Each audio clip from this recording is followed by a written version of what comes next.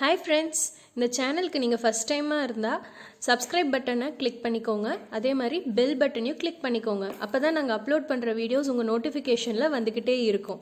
அதே மாதிரி உங்களுக்கு பிடிச்சிருந்தா இந்த வீடியோவை ஷேர் பண்ணுங்கள், லைக் பண்ணுங்கள். சரி, வாங்க நம்ம வீடியோக்குள்ளே போகலாமா? Stars or inhabit them. So இந்த ஸ்பைரல் கேலக்ஸியில் பார்த்தீங்கன்னா சென்டர் பார்ட்டில் நிறைய வந்து ஃப்ளாட் அண்ட் ரொட்டேட்டிங் டிஸ்க் வந்து இருக்குது. நிறையா ஸ்டார்ஸ் கேஸஸ் எல்லாம் இருக்குதுன்னு சொல்லி பார்க்கலாம். ஸோ இந்த கேலக்ஸியில் பார்த்தீங்கன்னா ரொம்ப ஹாட் அண்ட் யங் ஸ்டார்ஸ் வந்து நிறையா இருக்குது. இதில் உள்ளே இருக்கிறதுனால இதோட ஷேப் பார்த்தீங்கன்னா ஸ்பைரலாக இருக்கும். அதோட எலாங்கேஷன் பார்த்திங்கன்னா ரொம்ப பெருசாக இருக்கும் because of the heart and the young star. அடுத்து பார்த்திங்கன்னா elliptical galaxy. So elliptical galaxy is a type of galaxy having an approximately ellipsoidal shape and smooth image. Unlike flat spiral galaxy with organization and structure, elliptical galaxies are three-dimensional structure without much structure, and their stars are in somewhat random orbits around the center. Interestingly, stars found inside of the elliptical galaxies on average much older than stars found in the spiral galaxy. So in the elliptical galaxy அப்படின்னு சொல்லி பார்த்தீங்கன்னா it is not like அந்த spiral galaxy மாதிரி இருக்காது. it is in a 3-dimensional ஷேப்பில் இருக்கும்.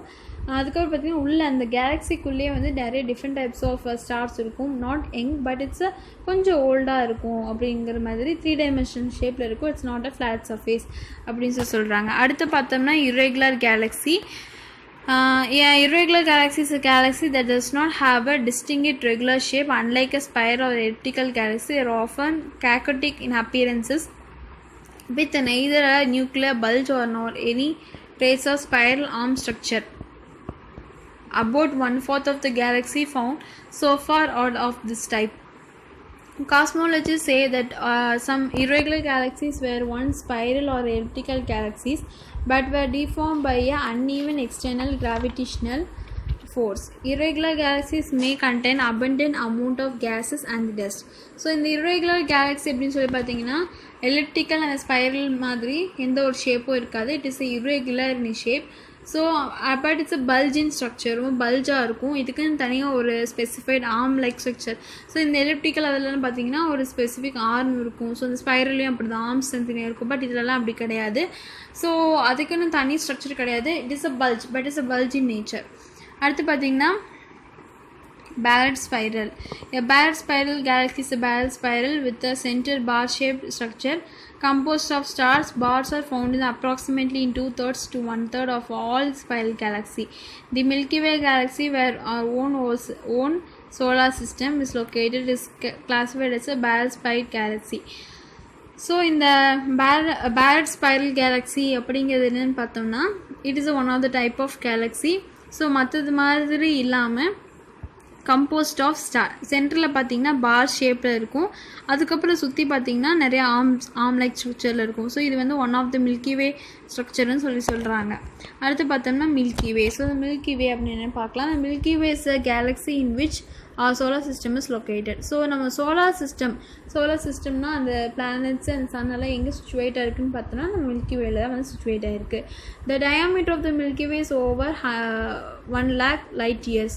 The Milky Way includes a star smaller than our sun as well as other many stars are thousands of times bigger than the sun.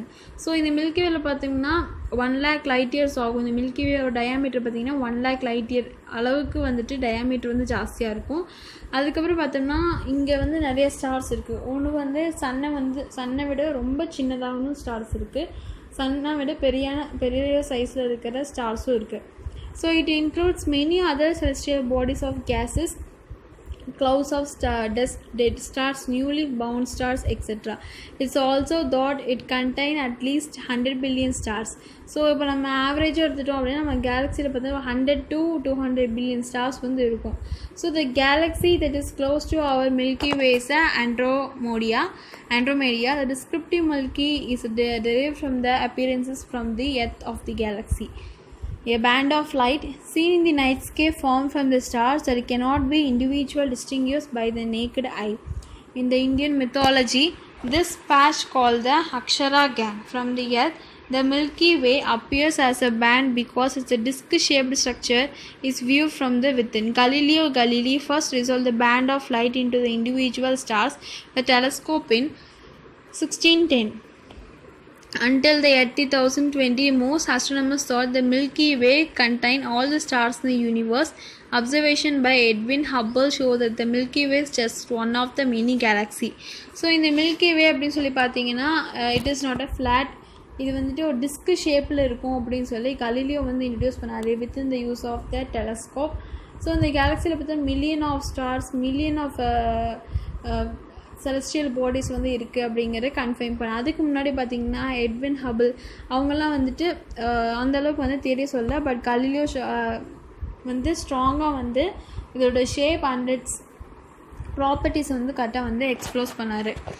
அதுக்கப்புறம் பார்த்தா the Milky Way does not sit still but is constantly rotating. Our solar system is located within the disk of the galaxy about 27,000 light years away from the center of the galaxy.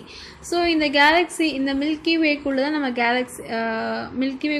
Galaxy இருக்குது. அந்த so it is அது வந்து அப்படியே வந்து stop ஆகலை. இதோட diameter பார்த்திங்கன்னா 27,000 light years எவ்வளோ தூரம் போகுமோ அந்த அளவுக்கு வந்து இந்த சென்டர் ஆஃப் த கேலக்ஸிலேருந்து சோலார் சிஸ்டம் வந்து இருக்குது அப்படின்னு டிஸ்டன்ஸை வந்து அவங்க வந்து ரெஃபர் பண்ணுறாங்க. இந்த solar system travels the average speed of 828,000 km per hour. Even at a rapid speed, the solar system would take about 230 million years to travel all the way around the Milky Way. When the solar system was in the same spot as it's now, there were no humans, no Himalayan mountains on the earth, and the dinosaurs was roaming around the earth. Tucked inside very center of the galaxies is a monstrous black hole. Billions of times as massive as the sun. Although black holes cannot be directly viewed, scientists can see their gravitational effects as they change and destroy the path and materials around its most galaxies like our Milky Way, although to have a black hole in their heart. So இந்த black hole அப்படிங்கிற விஷயம் நமக்கு எல்லாமே தெரியும். So அந்த கேலக்ஸியில் இந்த black hole அப்படிங்கிற விஷயம் நம்ம நேக்கட் ஐயில் பார்க்க முடியாது. ஸோ அதோட எஃபெக்டை பொறுத்து, இந்த கிராவிடேஷனல் எஃபெக்ட் எந்த அளவுக்கு அந்த பிளாக் ஹோலில் இருக்குது, ஸோ அதோட டெப்த், அதோடைய டிஸ்டார்ட் பாத், இதெல்லாம் வச்சு தான் அந்த பிளாக் ஹோலோட டெப்த்தை வந்து நம்மளால் ஃபைண்ட் அவுட் பண்ண முடியும். அடுத்து பார்த்தா கான்ஸ்டலேஷன். ஸோ கான்ஸ்டலேஷன் அப்படின்னு பார்க்கலாம். Constellation is the recognisation pattern of the stars in the night sky when viewed from the International Astronomical Unit has classified 88 constellations to cover the entire celestial sphere. Many of the old constellations have a Greek or Latin names and are often named after mythological characters. So constellation சொல்லி பார்த்தீங்கன்னா stars அப்படிங்கிறது எல்லாமே ஒரே மாதிரி இருக்காது. It have a different patterns. So அந்த மாதிரி different பேட்டர்னில் இருக்கிறது தான் அதுக்குன்னு ஒரு ரெகக்னைசேஷனான ஒரு பேட்டர்ன், அதுக்குன்னு தனித்தனி ஷேப்போடைய ஒரு பேட்டர்ன் அப்படிங்கிறது தான் இந்த கான்ஸ்டலேஷன்ஸ். ஸோ கான்ஸ்டலேஷன் பார்த்தோம்னா ஓல்டு கான்ஸ்டலேஷனில் க்ரீக் அண்ட் லாட்டினில் வந்துட்டு இதை வந்து இன்ட்ரடியூஸ் பண்ணாங்க. அதுக்கப்புறம் பார்த்திங்கன்னா ஒரே மாதிரியான கான்ஸ்டலேஷன்ஸ் வந்து இருக்காது. டிஃப்ரெண்ட் அண்டு நிறைய டைப்ஸில் வந்து கான்ஸ்டலேஷன் இருக்குது அப்படின்னு சொல்லி ரெஃபர் பண்ணாங்க. So Ursa major Saptarishi மண்டலம் is a large constellations cover large part of sky. நம்ம ஸ்டார்ஸ் பார்க்கறதுல மேஜராக இருக்கிற எல்லா ஷேப்பும் எப்படி இருக்குன்னா சப்த ரிஷி மண்டலம் அப்படிங்கிற ஒரு கான்ஸ்டலேஷனாக தான் இருக்கும். The most striking feature of this constellation is a group of 7 bright stars one is a big dipper. So 7 stars வந்து ரொம்பவே வந்து பிரைட்டாக இருக்கும். அந்த 7 அந்த குரூப் ஆஃப் ஸ்டார்ஸ் நம்ம என்ன சொல்கிறோன்னா பிக் டீப்பர் அப்படின்னு சொல்லி சொல்கிறோம். அடுத்து பார்த்தோம்னா Ursera Minor in Latin means a little bear. It lies on the northern sky. The polar stars Polaris lies within the constellations. The main group, Little Deeper, consists of 7 stars and is quite similar to that found of Ursa Major. So the Ursa Major மாதிரி Ursa Minor வந்துட்டு ஒரு group of ஸ்டார்ஸை வந்து origin பண்ணியிருக்கு. அதே மாதிரி தான் Orion was a hunter in a Greek mythology. The constellation comprised around 81 stars, out of which are 10 are too faint to be seen with the naked eye. So நம்ம பார்க்குற இந்த group of ஸ்டார்ஸில் 81 stars இருக்குது அப்படின்னா அதில் வந்து 10 stars வந்து நம்மளால் நேக்கடாக பார்க்க முடியும் அப்படிங்கிற விஷயத்த வந்து அவங்க வந்து சொல்கிறாங்க. அதுக்கப்புறம் பார்த்தா different constellations become visible in the sky. The different times in the year. This happens due to the revolutions of the earth around the sky. So நிறைய டிஃப்ரெண்ட் டைப் ஆஃப் கான்ஸ்டலேஷன்ஸ் வந்து நம்ம நேக்கட் ஐலேயே வந்து பார்க்கலாம். இது எதனாலன்னு பார்த்தீங்கன்னா எர்த்தோட revolution நடக்கிறதுனால இந்த மாதிரி விஷயங்கள் வந்து நடந்துக்கிட்டு இருக்கும். Unlike galaxy, constellations are mere optical appearances and not real objects. In galaxies, stars are bound by gravity and constitute inner systems. In constellations, one star may be near, another very far, but because they are in the same direction, appears to be near to each other in the sky. So மற்ற planet மாதிரி இதுக்குன்னு ஒரு அப்ராப்ரியேட்டான ஒரு ஷேப்போ எப்படி சொல்கிறது அப்ராப்ரியேட்டான ஒரு size அந்த மாதிரி இல்லாமல் it's not a real object. So ஒரு மாதிரியான ஒரு நம்ம ஒரு அன்டிஃபைன்டு பண்ண முடியாத ஒரு ஆப்ஜெக்டாக தான் வந்து ஸ்டார்ஸ் வந்து நம்ம கான்ஸ்டலேஷன்ஸை வந்து கன்சிடர் பண்ணிகிட்ருக்கோம். So name of the constellations, Indian name அந்த English name: Mesham Aries, Rishabam Taurus, மிதுனம் ஜெமினி, கடகம் கேன்சர், சிம்மம் லியோ, கன்னி விர்கோ, துலாம் லிப்ரா, விருஷகம் ஸ்கார்பியோ, தனுஷு சகட்டாரியஸ், மகரம் கேப்ரிகான், கும்பம் அக்வாரியஸ், மீனம் பிசிஸ். ஸோ நம்ம தமிழில் இந்த மாதிரி நேம்ஸ் அந்த கான்ஸ்டலேஷன்ஸ் தான் இங்கிலீஷில் வந்து ட்ரான்ஸ்லேட் பண்ணி நிறைய வச்சுருக்காங்க. ஸோ ஸ்டார்ஸ் அப்படின்னு சொல்லி இதுவே கான்ஸ்டலேஷன் சொல்லி பார்த்தோம். ஸோ ஸ்டார்ஸ் பற்றி பார்க்கலாம். Stars luminous heavenly body that is radiate energy. With naked eyes we can see nearly 3000 stars in the night sky and many more with the help of telescopes. The stars are remotely located and appear as tiny dots of light. Their lights travel long distance to reach us. The atmosphere disturbance do not allow lights to reach as in a straight line path. Because of the stars appears to twinkle, the sun is the nearest stars to the earth. The next nearest stars is Alpha Centauri. So stars அப்படின்னு சொல்லி பார்த்தீங்கன்னா billion and million of stars வந்து இருக்குது. So அதில் வந்துட்டு 3000 stars வந்து நம்ம naked ஐலேயே பார்க்கலாம். சம் வந்து நம்ம டெலஸ்கோப் மூலிமா மட்டும்தான் பார்க்க முடியும். அதே பார்த்திங்கன்னா நிறையா ஸ்டார்ஸ் வந்து ட்விங்கிள் ஆகிருக்கும், சில வந்து ட்விங்கிள் ஆகிருக்காது. அதுக்கப்புறம் பார்த்திங்கன்னா the sun is the nearest star to the earth. நம்ம சன்னே கூட ஒரு வகையான ஸ்டார் தான் நம்ம வந்து கன்சிடர் பண்ணிகிட்ருக்கோம். ஸோ எர்த்துக்கு ரொம்ப நியரஸ்டான ஸ்டார் அப்படின்னு சொல்லி பார்த்திங்கன்னா நம்ம சன் தான். அதுக்கப்புறம் பார்த்தா ஆல்ஃபா செஞ்சுரி அப்படிங்கிற ஒரு ஸ்டார் வந்து ரொம்பவே வந்து நியரஸ்டான ஒரு ஸ்டார் அப்படின்னு சொல்லி நம்மளுடைய ஆஸ்ட்ராலஜிக்கல் ஸ்டடீஸ் வந்து சொல்லுது. அதுக்கப்புறம் பார்த்திங்கன்னா satellites, an object that revolves around a planet in a stable and a constant orbit is called a satellite. Satellite can be classified in two categories: natural and artificial satellites. So நம்ம பிளானட்டை சுற்றி revolve ஆகிற planet சுற்றி orbits இருக்குது. அந்த ஆர்பிட்ஸில் வந்து revolve ஆகிட்டு இருக்கிற பிளானட்டை தான் நம்ம வந்துட்டு சேட்டலைட்ஸ் அப்படின்னு சொல்கிறோம். ஸோ நேச்சுரல் சேட்டலைட்ஸ் என்ன, ஆர்டிஃபிஷியல் சேட்டலைட்ஸ் அப்படின்னு என்ன பார்க்கலாம். So all natural satellites, natural objects revolving around the planets are called natural satellite. So ஒரு இடத்த சுற்றி ஒரு நேச்சுரலான ஆப்ஜெக்ட்ஸ் எதெல்லாம் ரெவால்வ் ஆகுதோ நம்ம அதை வந்து நேச்சுரல் சேட்டலைட்ஸ் அப்படின்னு சொல்கிறோம். These are also called as moons. நம்ம மூன்ஸையும் வந்து நேச்சுரல் சேட்டலைட்னு சொல்கிறோம். Most moons are sphericals, the ones that are not usually asteroids are meteors that were captured by strong gravity of the planet. All the planets except Mercury and the Venus in our solar system have a moon. Earth has only one moon, whereas planets like Jupiter and Saturn have more than 60 moons. So Moon நம்ம சொல்கிற மாதிரி ஒரே ஒரு Moon தான் இருக்காது. நம்ம எர்த்துக்கு ஒரு Moon தான் இருக்குது. பட் ஜூபிட்டர் அந்த சேட்டர்னில் பார்த்தா மோர் தென் 60 மூன்ஸ் வந்து இருக்குது அப்படின்னு சொல்கிறாங்க. ஸோ நேச்சுரல் சேட்டலைட்ஸும் பார்த்தோம்னா நிறைய சேட்டலைட்ஸ் இருக்குது. ஆர்டிஃபிஷியல் சேட்டலைட்ஸ் அப்படிங்கிறது artificial satellites are man-made objects placed in orbit to rotate around a planet, usually the Earth. The world's first artificial satellite launched by Sputnik 1 by Russia, Aryabhata, was the first satellite launched by India.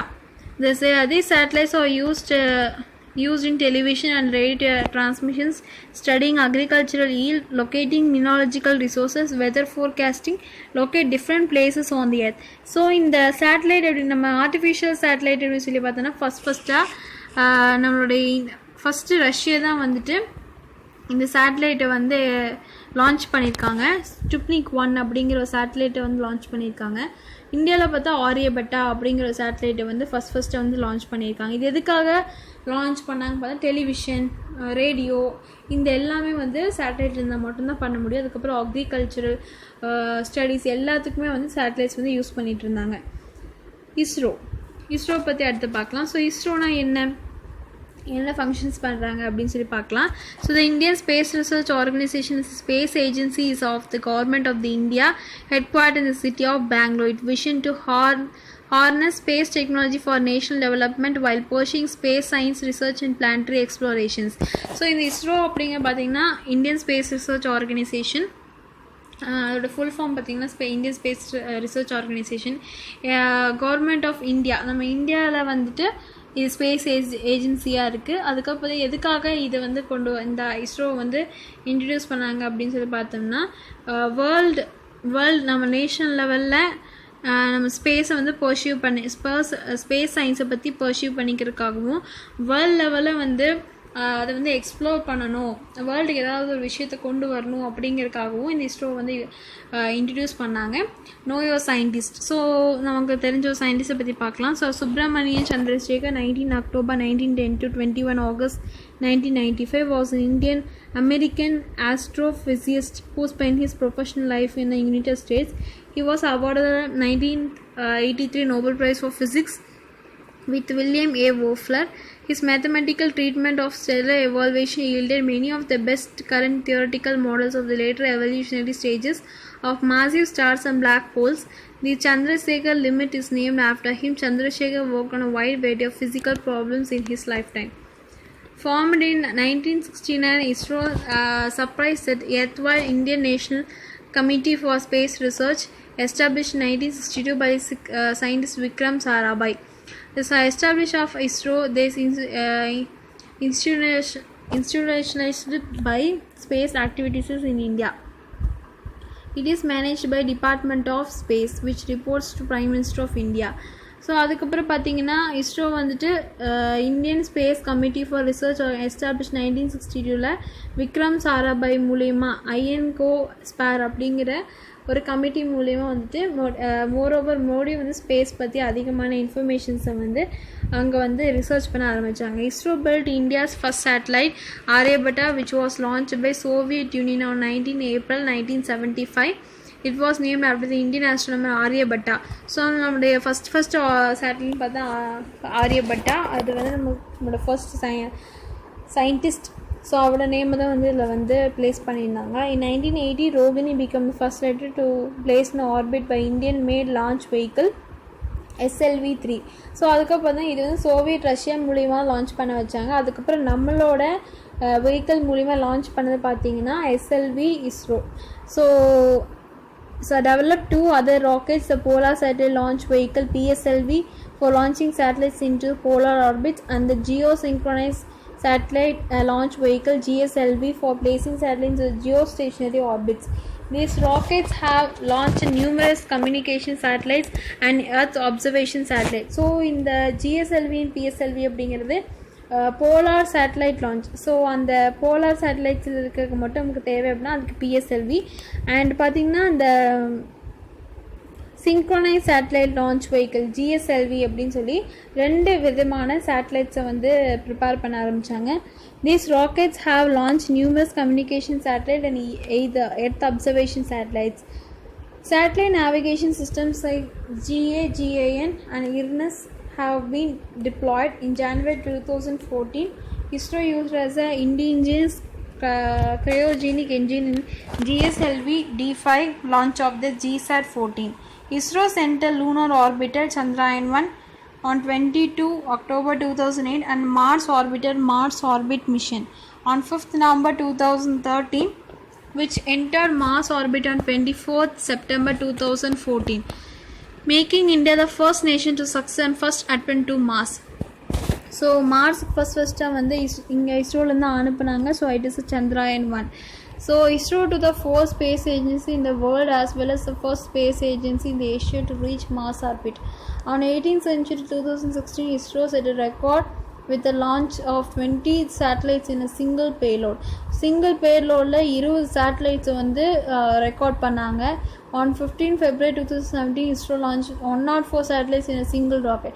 So ஒரே ராக்கெட்டில் PSLV C-37 ஒரே ராக்கெட்டில் 104 சேட்டலைட்ஸை வந்து launch பண்ணாங்க.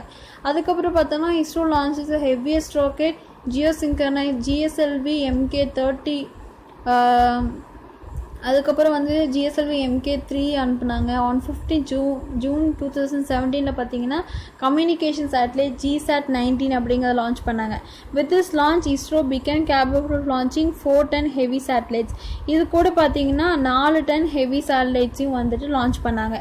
ISRO launched Chandrayaan-2 on July 22, 2019 geosynchronized satellite launch vehicle. It entered the moon's orbit on August 20, 2019 and its landed on the moon on September 7. So அதுக்கப்புறம் பார்த்தீங்கன்னா Chandrayaan-2 வந்து June 22 வந்துட்டு launch பண்ணாங்க. மூணோட ஆர்பிட்டில் அது எப்போ போய் லேண்ட் ஆச்சுன்னு பார்த்தோம்னா August 20, 2019 வந்து லேண்ட் ஆச்சு. ஸோ இட் இஸ் சக்ஸஸ்ஃபுல் இந்த ISRO. அதுக்கப்புறம் பார்த்தோன்னா ஒரு சின்ன மோட்டர் பாக்ஸ் கொடுத்துருக்காங்க. In 1989, Galileo was memorialized with the launch of a Jupiter-bound space probe bearing his name. During its 14-year voyage, the Galileo space probe on its detachable mini-probe visitors Venus, the asteroids Gaspara, observed the impact of the comet Shoemaker-Levy 9 on Jupiter, Europa, Callisto, Io, and Amalthea. In order to avoid the possible contaminations of one of the Jupiter's moon, the Galileo space probe was purposely crashed into Jupiter at the end of its mission September 2003. So let's summarize this lesson. Points to remember: the field of the study of the universe is called the astronomy. The universe consists of the galaxies, planets, stars, Meritorious, satellites, and all other forms of the matter under the energy. The half moon during the waxing period and called as the first quarter, and the half moon during the waning period is called the third quarter. The word crescent refers to phases where the moon is less than half illuminated. The word gibbous refers to phase where the moon is more than half illuminated. The reversal of direction of the planets is called as a retrograde motion. The geocentric theory followed by the ancient people proposed the earth is at the center and the sun and the other planets revolve around it. The heliocentric theory states the sun one at the center and the planets revolving around it. Galileo gave the observational evidences to support the heliocentric theory. There are at least hundreds of billions of galaxies in the universe. A galaxy is a large collection of stars or clusters of stars and celestial bodies held together by gravitational attraction. A constellation is a recognizable pattern of the stars in the night sky when viewed from the Earth. An object that revolves around a planet in a stable and consistent orbit is called a satellite. The Indian Space Research Organization is a space agency of the Government of the India, headquarters of the city of Bangalore. Thanks for watching.